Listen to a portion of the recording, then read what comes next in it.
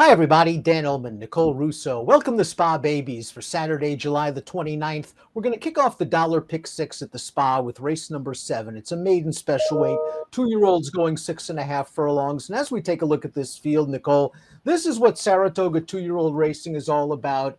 Big pedigrees, big barns, and you've got supposedly the fastest horse in the world in this race. The number 4 door knock, the word is out.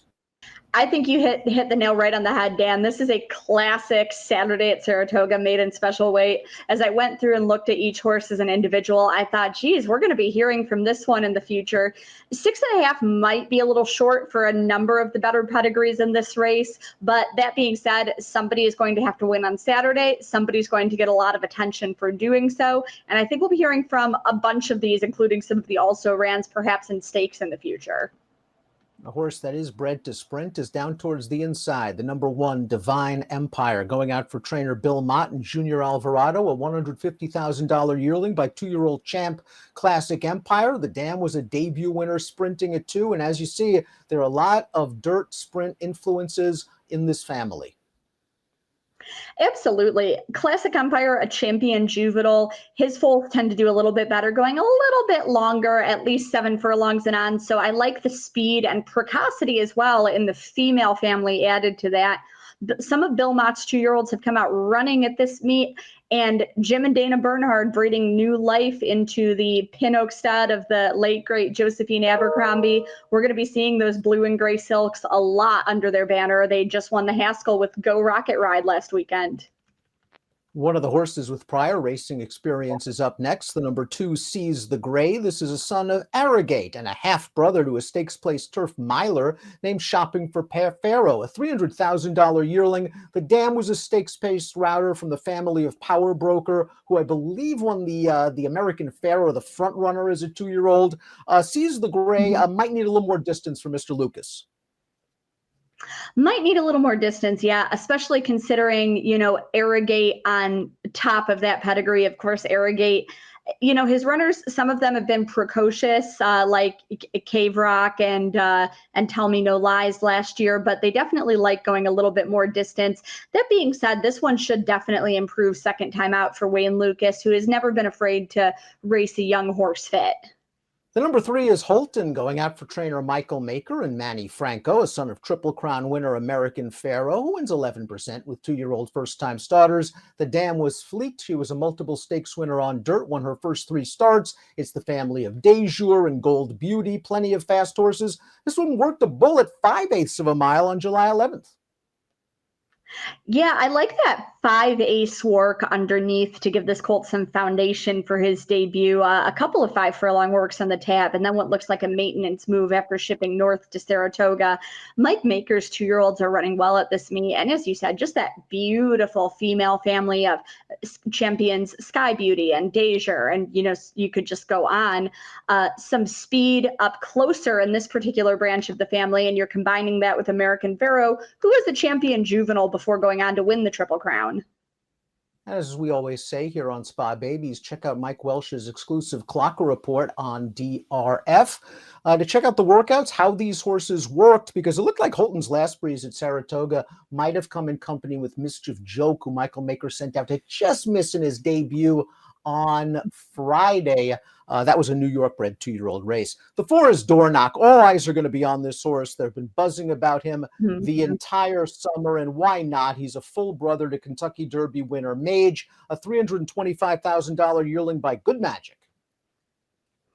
Yeah, and Good Magic is really looking to be a special young sire.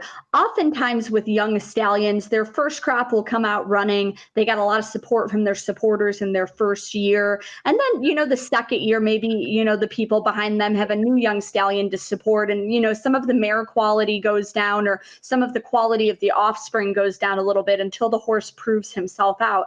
That's not happening so far with Good Magic. He's had a couple of nice looking 2-year-olds from his second crop, kind of bucking the trend a little. And I think that's the sign of a special sire.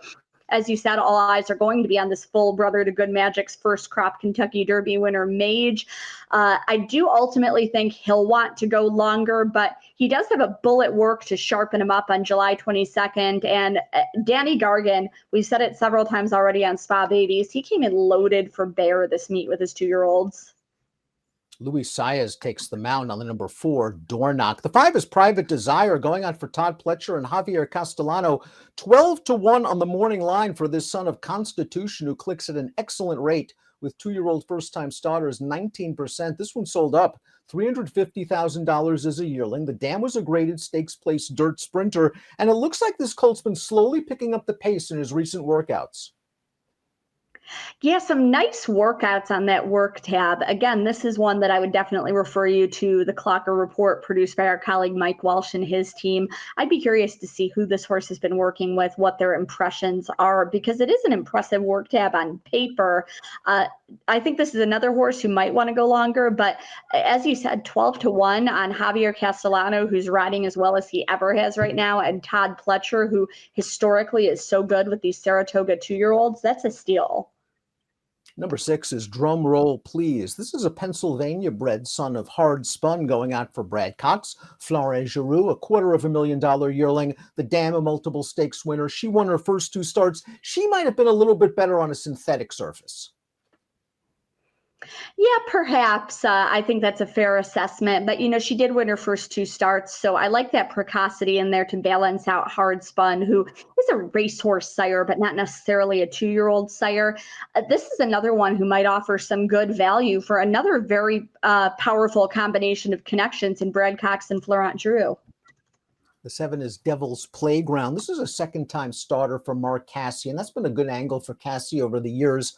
A $400,000 yearling by the great Into Mischief. The dam won 5 races. This is the family of 2-year-old champion Meadows Star, so there is some speed and precocity in this pedigree, and he ran okay in his debut after missing the break just a little bit at Belmont.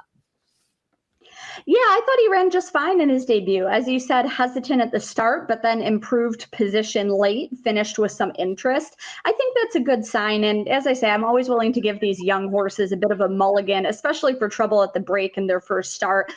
Gate schooling in the morning is just, you cannot replicate a true race experience. And sometimes these young horses, the gate opens the first time and it's a little overwhelming. And that's how I'd read this horse. Of course, by the great Into Mischief, who really cut his teeth as a 2-year-old sire before developing into what he is today, where he can sire a little bit of everything.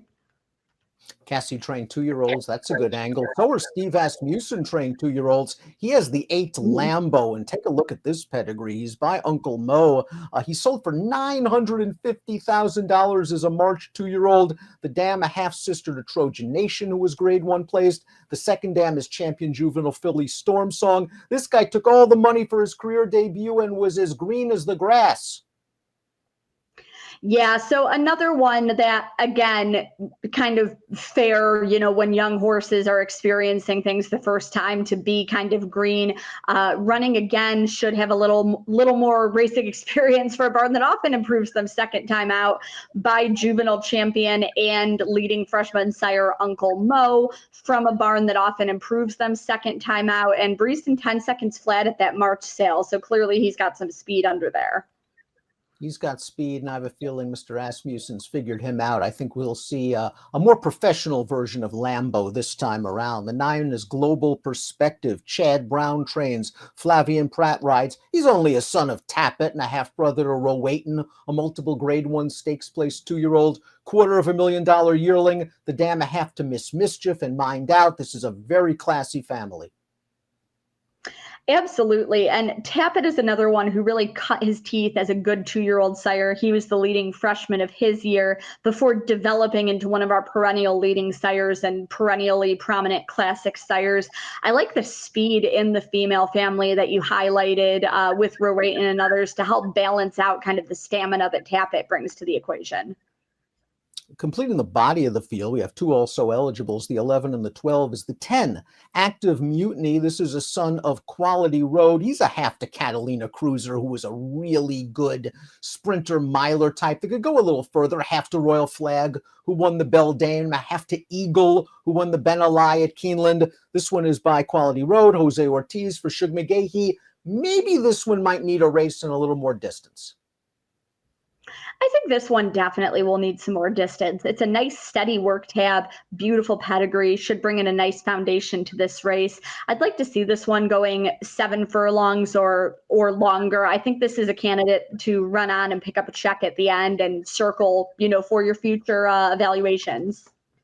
And if there happen to be any scratches, all you're left with is the 11 Skip the Line. He's just an into mischief half-brother to the great Arrogate. And you have the 12 Hurricane Nelson coming into this race off a bullet workout by an excellent young debut stallion in Kozan. Top pick time. This is a whirlwind race to kick off the pick six. Watch the board. I like where you're going. I think Lambo's going to run very well for Asmussen.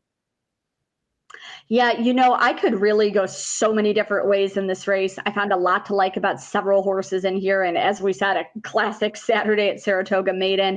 I feel like Dornoch and Active Mutiny are horses we'll ultimately be hearing from in the future, but that this 6.5 just might be too short for them at this stage.